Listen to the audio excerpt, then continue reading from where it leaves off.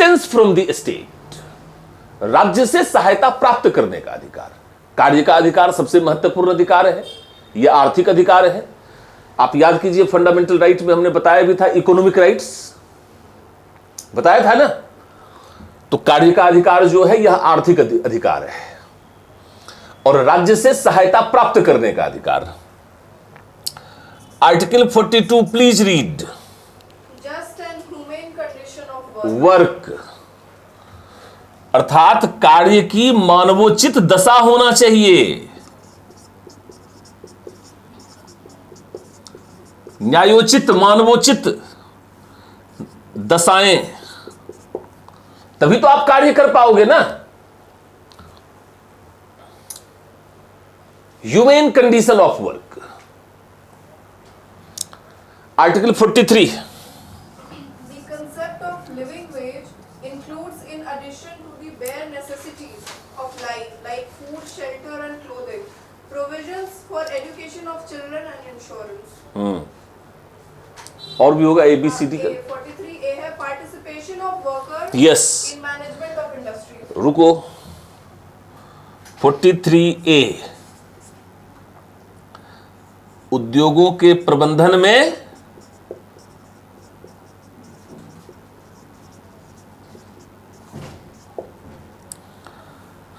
मजदूरों की भागीदारी।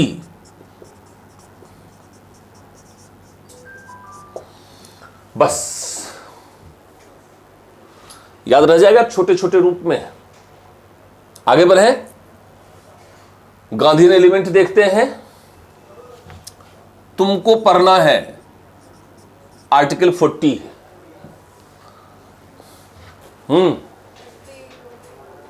Organization of village panchayat.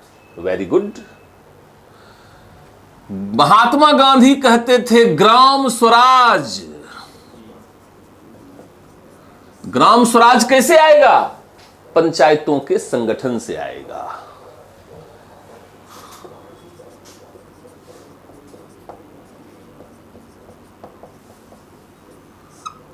अर्थात आर्टिकल 40 जो है वह महात्मा गांधी के ग्राम स्वराज की अवधारणा पर आधारित है। क्लियर है मेरी बात? इसके पश्चात आपको पढ़ना है आर्टिकल 43B।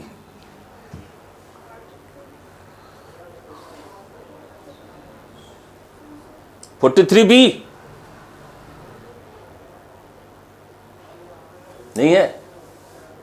जब ए तुमने यहां बोला तो बी नहीं है। हाँ, पुराना किताब है क्या? नहीं सर, नया है, लेकिन वो उसमें पैसे डिवाइडेड नहीं आएंगे, अलग तरह से डिवाइड है। और मिनिमम वेज वगैरह की भी बात है।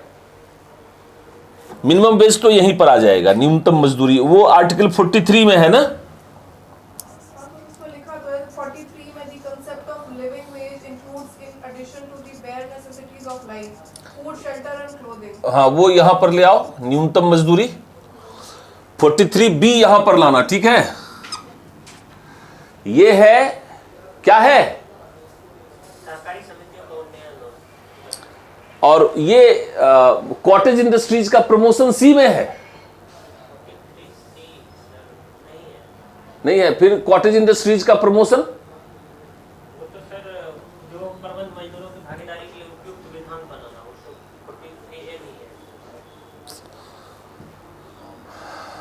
लघु एवं कुटीर उद्योगों को प्रोत्साहन किसमें कहा गया है? 43B में ना।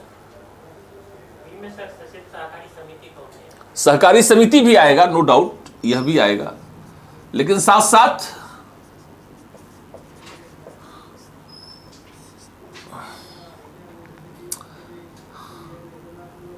लघु व कुटीर उद्योगों को प्रोत्साहन, प्रमोशन ऑफ कॉटेज इंडस्ट्रीज, ठीक है ना। देख लेना, क्लियर कर लेना, ये भी है 43 में ही। अब आओ 45, 46 पर हो निकिता।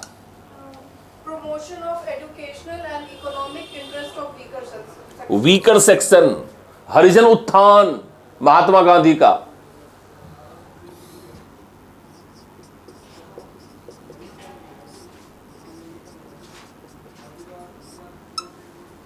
समाज के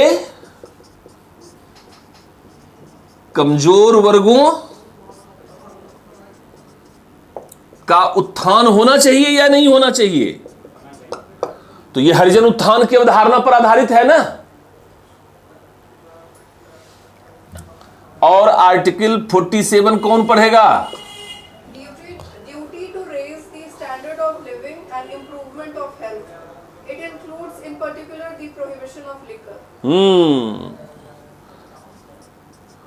शराब सेवन पर प्रतिबंध। हेल्थ कैसे अच्छा होगा? बिहार में जब शराबबंदी होगी तभी तो स्वास्थ्य अच्छा होगा ना।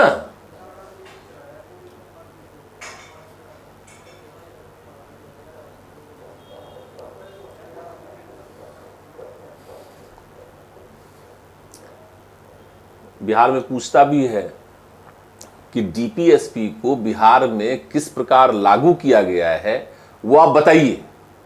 तो आर्टिकल 47 को बिहार में लागू किया गया, ये आप बताएंगे ना, शराबबंदी।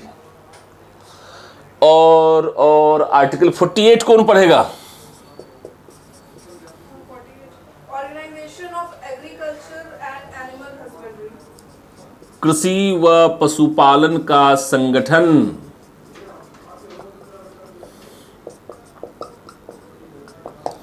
ठीक है,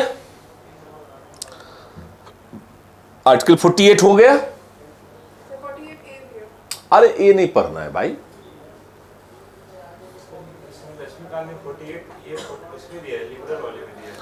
अब वो कहीं भी दे दिया तो उससे हमें क्या मतलब है? ग्राम स्वराज की अवधारणा के अंतर्गत कृषि और पशुपालन, कृषि के विकास पर और कृषि से संबंधित उद्योगों के विकास पर महात्मा गांधी का बल विशेष था। इसलिए कितने में खरीदते हैं लक्ष्मीकांत की किताब आप? नहीं, वैसे खरीदते कितने में? 350, 450 में। यहां पर फीस कितना दिया है?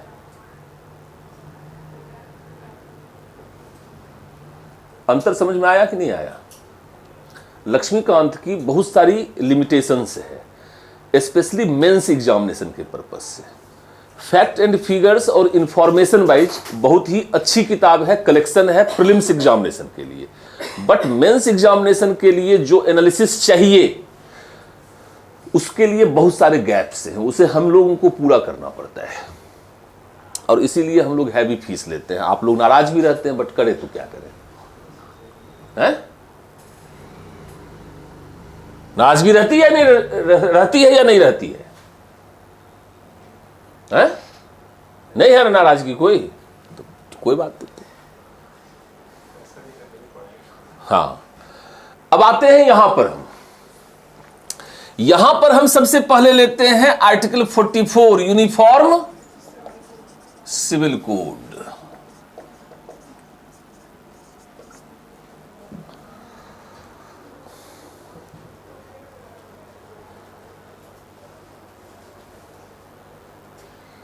ठीक है, अर्थात समान नागरिक संहिता होना चाहिए। इस पर मैं एक अलग से क्लास लूंगा। ये मेंस एग्जामिनेशन के लिए फोकस्ड एरिया है इस बार का। समान नागरिक संहिता पर मैं अलग से क्लास लूंगा। समान नागरिक संहिता का अर्थ यह है कि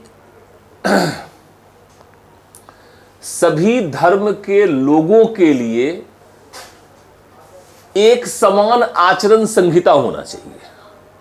आचरण संहिता का मतलब उनके विवाह, उनके डिवोर्स, संबंध विच्छेद, संपत्ति, उत्तराधिकार नियम, यह सब एक समान कानून होना चाहिए। धार्मिक आधार पर विवाह के कानून अलग अलग हों,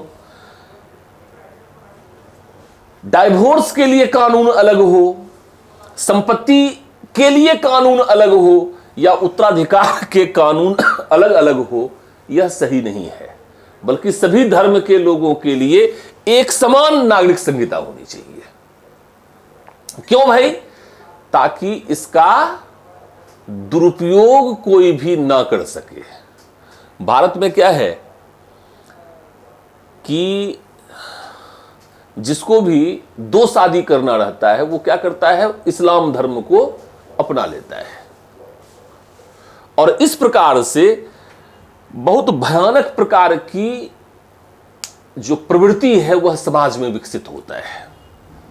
इसको हम कहते हैं, इसको आप कह सकते हैं सामाजिक अपराध है ये, या फिर सामाजिक अव्यवस्था है, यह पारिवारिक अव्यवस्था को यह जन्म देता है, और इसी से फिजा खान पैदा होती है। और इसी से वो हरियाणा के जो उप मुख्यमंत्री थे चंद्रमोहन, वो मोहम्मद चांद बन जाते हैं, और एडवोकेट जनरल अर्थात हरियाणा राज्य की महाधिवक्ता, दोनों के बीच प्यार होता है। एक चंद्रमोहन से मोहम्मद चांद बन जाते हैं और एक जो है फिजा खान बन जाती हैं, और फिर दोनों के का मैरिज हो जाता है। तो देखा ना फिजा खान का हस्र क्या हुआ, कुछ दिन पहले समाचारों में सुना होगा आपने, चंडीगढ़ में। तो इसीलिए जो है वह विवाह के लिए, डाइवोर्स के लिए, संपत्ति संबंधी प्रावधान या उत्तराधिकार संबंधी प्रावधान के लिए एक समान कानून होना चाहिए। ठीक है, सभी नागरिकों के लिए एक प्रकार की आचरण संहिता होनी चाहिए ताकि इसका कोई भी दुरुपयोग ना कर सके। आर्टिकल 45 को पढ़ने की कृपा करेंगी आप। प्राथमिक शिक्षा 0 से 6 वर्ष के बच्चों की शिक्षा, इसी को थोड़ा सा हमने चेंज किया, 6 से 14 वर्ष की प्राथमिक शिक्षा।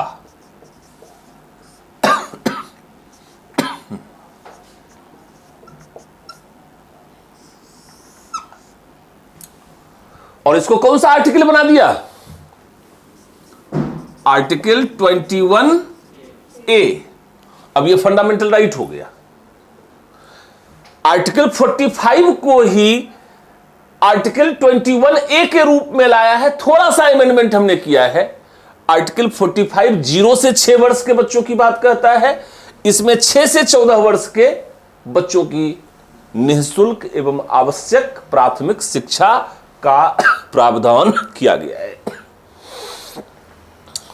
क्लियर है?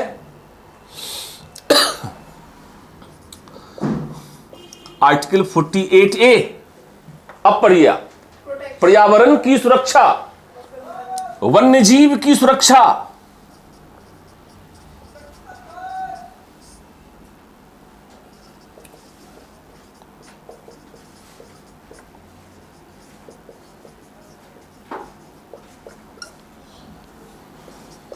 आर्टिकल 49 प्रोटेक्शन ऑफ मॉन्यूमेंट्स, ऐतिहासिक इमारतों, विरासतों का संरक्षण, protection of historical monuments and heritage. Article 50 separation of judiciary from executive, न्यायपालिका व कार्यपालिका का पृथक्करण। Article 51 promotion of international peace and security, अंतर्राष्ट्रीय शांति व व्यवस्था।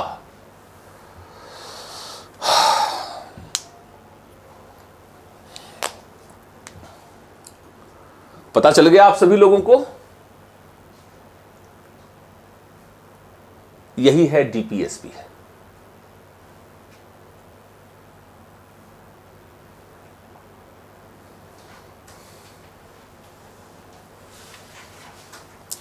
प्रीलिम्स पॉइंट ऑफ व्यू से एक नजर इसको पढ़ लेने की होती है इन शॉर्ट, और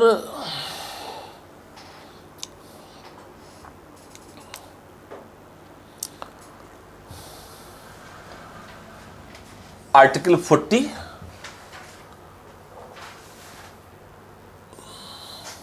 बिहार के लिए आर्टिकल 47, आर्टिकल 44, ये वाला ध्यान में रखिएगा, ये वाला ध्यान में रखिएगा, और ये वाला ध्यान में रखिएगा। प्रीलिम्स पॉइंट ऑफ व्यू से इतने आर्टिकल इंपॉर्टेंट हैं, इसको ध्यान में रखने की जरूरत है। मतलब डायरेक्टली पूछ लिया जाता है कि न्यायपालिका और कार्यपालिका का पृथक्करण किस आर्टिकल में है,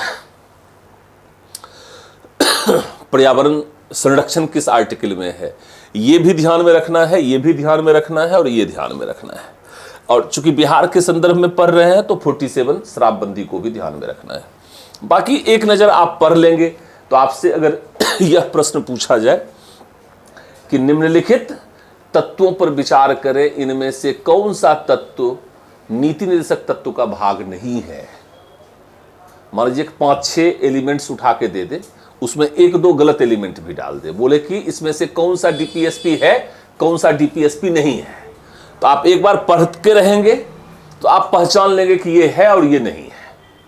ठीक है ना, आइडेंटिफाई करना होता है। बाकी डायरेक्टली जो है इतने आर्टिकल को ध्यान में हमेशा रखना चाहिए, क्योंकि डायरेक्टली यहां से क्वेश्चन को रेफर करके क्वेश्चन पूछा जा सकता है। क्लियर है मेरी बात? आगे बढ़े हम लोग।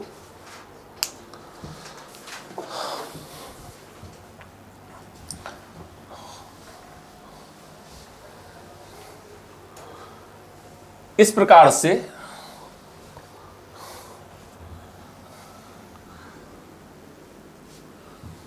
डीपीएसपी पर जो हमारी कक्षा थी वह यहीं पर समाप्त होती है। ठीक है, क्लियर है मेरी बात? नहीं, यहीं पर समाप्त नहीं होती है, यहां से तो कक्षा प्रारंभ होती है।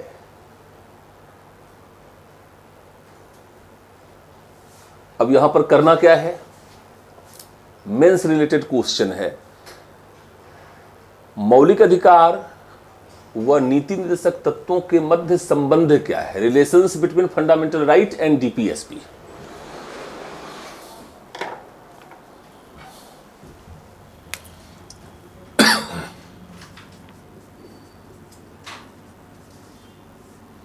मौलिक अधिकार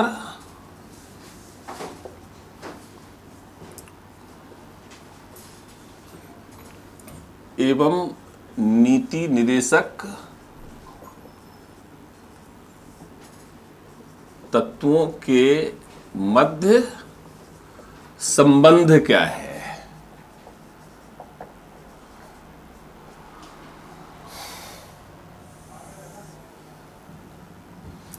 relations between fundamental rights and DPSP.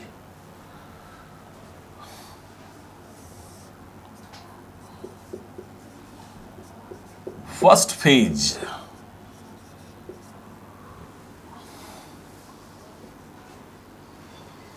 second phase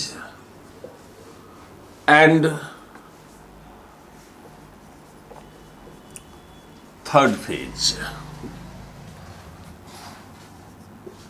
प्रथम चरण,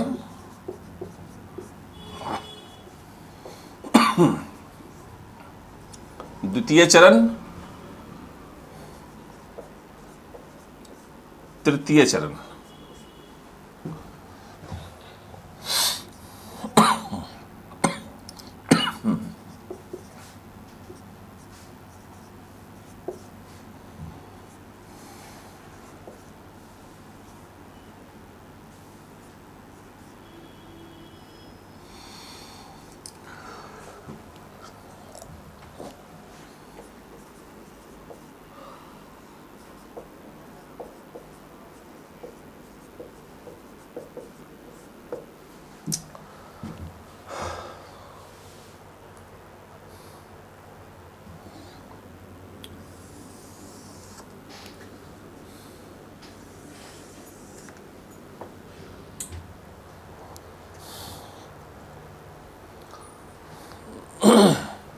अर्थात मैं ये कहना चाहता हूं कि मौलिक अधिकार और नीति निर्देशक तत्वों के मध्य जो संबंध रहा है वह विभिन्न कालों में विभिन्न प्रकार से रहा है।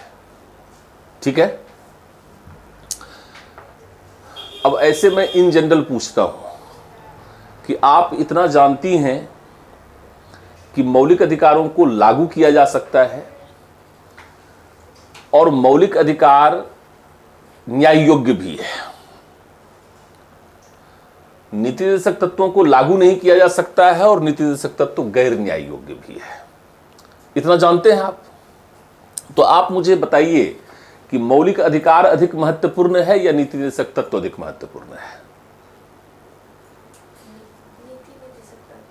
अच्छा, आप मुझे अब यह बतलाइएगा कि आपकी बाईं आंख अधिक महत्वपूर्ण है या दाहिनी आंख अधिक महत्वपूर्ण है? जो भी महत्वपूर्ण आप बतलाएंगे बाकी दूसरे को मैं निकाल लूंगा। आपकी बाईं कान ज्यादा महत्वपूर्ण है या दाईं कान ज्यादा महत्वपूर्ण है? जो भी बताएंगे अभी मैं नाई को बुलवा के कटवा लूंगा। मौलिक अधिकार और नीति निर्देशक तत्व दोनों। अब समझ में आ गया मेरी बात। लेकिन हुआ क्या कि जो गलती अभी आप कर रही थी वही गलती यहां पर हम लोग भी कर रहे थे, यहां पर भी कर रहे थे और यहां पर भी कर रहे थे। यह बात अब समझ में आया कि नहीं, दोनों महत्वपूर्ण है। यहां पर क्या माना गया, इसका स्वाभाविक कारण था। देखिए, आप सभी लोगों को मालूम है कि भारत में जब अंग्रेजी शासन स्थापित हुआ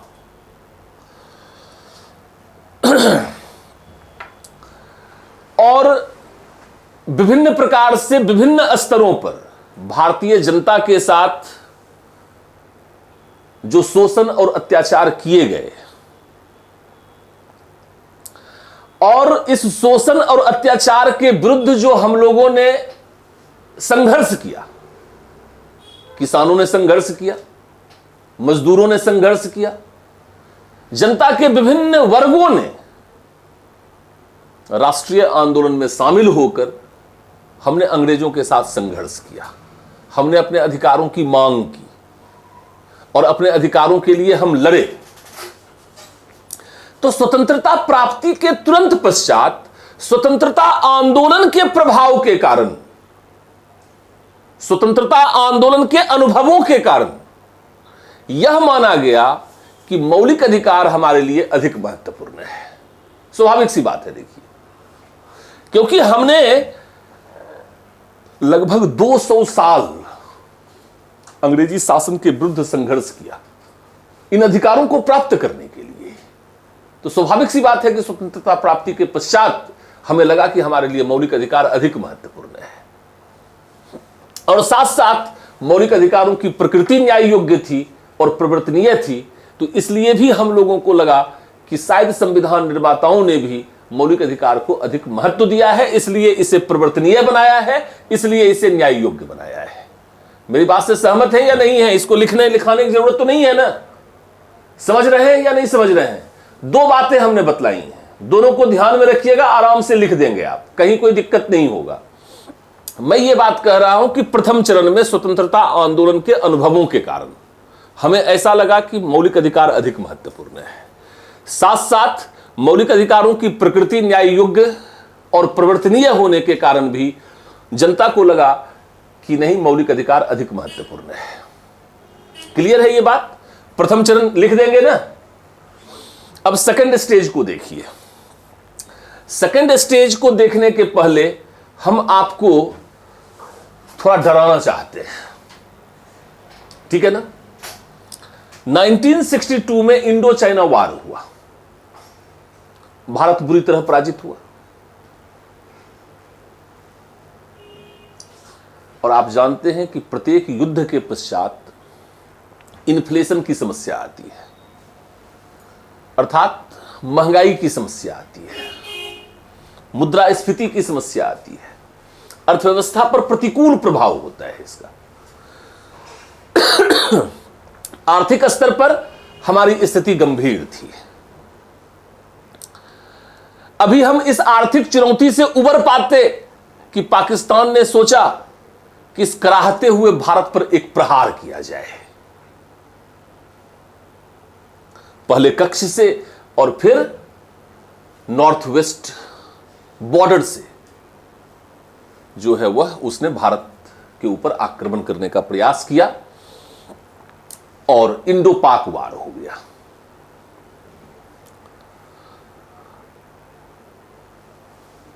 पाक युद्ध समाप्त हुआ, इन्फ्लेशन की समस्या चल ही रही थी। लगातार 1964, 1966 सूखे का वर्ष और 1965 में भारत पाकिस्तान युद्ध के समय अमेरिका ने भारत को निर्यात किया जाने वाला गेहूं का निर्यात रोक दिया। भारत में भूखमरी की स्थिति। तभी हमारे प्रधानमंत्री लाल बहादुर शास्त्री ने जय जवान जय किसान का नारा दिया था। आंतरिक स्तर पर हमारा दुश्मन हमारी गरीबी है, हमारा कुपोषण है, हमारा भूखमरी है और बाहरी स्तर पर भी चीन और पाकिस्तान जैसे हमारे पड़ोसी मुल्क जो है वो हमारे दुश्मन है। बाह्य दुश्मनों से जवान रक्षा कर सकते हैं, लेकिन आंतरिक जो हमारे दुश्मन हैं, हमारी गरीबी, हमारी बेरोजगारी, हमारा कुपोषण, हमारी भूखमरी, इससे हमें राहत हमारे किसान दे सकते हैं। इसीलिए किसान सम्मान निधि की शुरुआत हुई।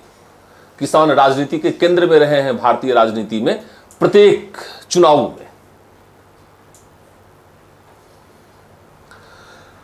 तो द्वितीय चरण से पहले की शुरुआत किस चीज से हुई? समस्याओं से हुई। इसलिए अब यहां पर एक नया नेतृत्व भी आ गई। वह नया नेतृत्व कैसा? तो इंदिरा गांधी के रूप में एक युवा प्रधानमंत्री है और उन्होंने जो है वह समाजवादी दिशा में सामाजिक विकास का जो उन्होंने प्रयास किया, गरीबी हटाओ का जो नारा उन्होंने दिया और गरीबी हटाने के लिए जो 20 सूत्रीय 20 पॉइंट प्रोग्राम जो उन्होंने लाया और उनके जो टोटल जो स्कीम थे उसका एम ही सोशियो इकोनॉमिक डेवलपमेंट था। और इसीलिए इस फेज में लोगों को भी लगने लगा और सरकार को भी लगा कि in comparison of fundamental right, directive principles of a state considered more important than fundamental right। अर्थात द्वितीय चरण में निदेशक तत्वों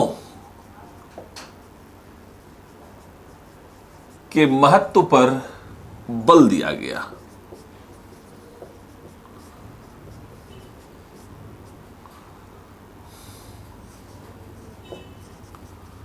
पच्चीसवां संशोधन कल हमने आपको करवाया था ना,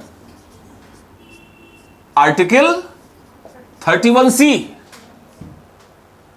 जिसमें क्या कहा गया था कि यदि सरकार 39वें संविधान के अनुच्छेद 39 को लागू करने के संबंध में कोई प्रयास करती है और यदि वह आर्टिकल 14 और 19 जो फंडामेंटल राइट है उसका उल्लंघन भी करता है तो उसको चुनौती नहीं दी जा सकती है। लिखवाया था ना। अर्थात सरकार ने नीति निर्देशक तत्व को मौलिक अधिकारों पर वरीयता प्रदान कर दी है। हमने कल लिखवाया था ना, लिखने की जरूरत नहीं है दोबारा। अर्थात 25वां संविधान संशोधन कब हुआ था? 1971। अप्रोच चेंज हुआ। इस 25वें संविधान संशोधन को चुनौती दी गई वामन राव केस में, और वामन राव केस में सुप्रीम कोर्ट ने 25वें संविधान संशोधन को वैधानिक कहा, संवैधानिक कहा। फिर देखिए यहां पर 42वां संविधान संशोधन हुआ।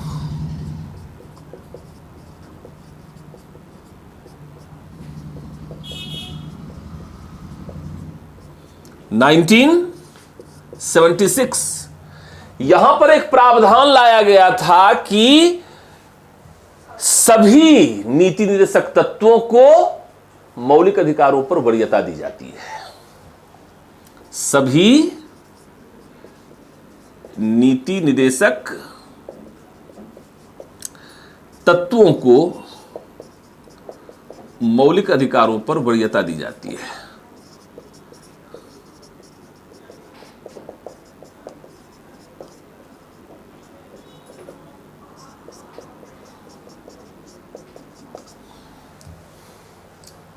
अर्थात 1970s में, 1970 के दशक में 25वां और 42वां संविधान संशोधन यह बतलाता है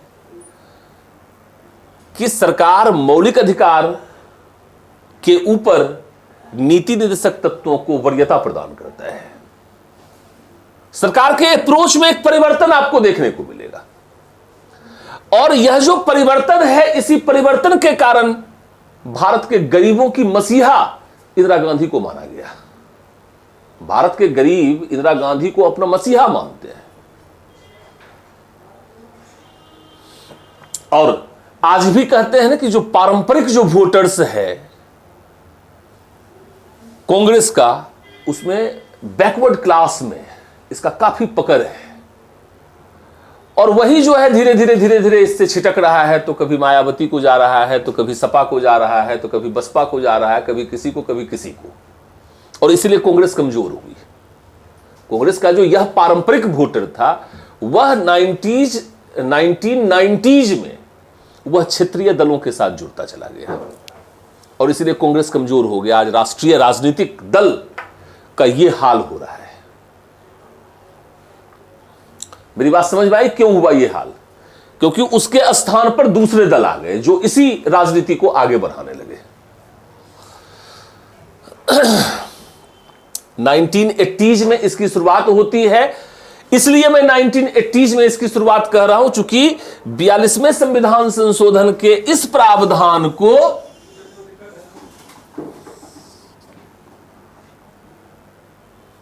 क्या हुआ? सर्जिकल स्ट्राइक, भूत आ गया।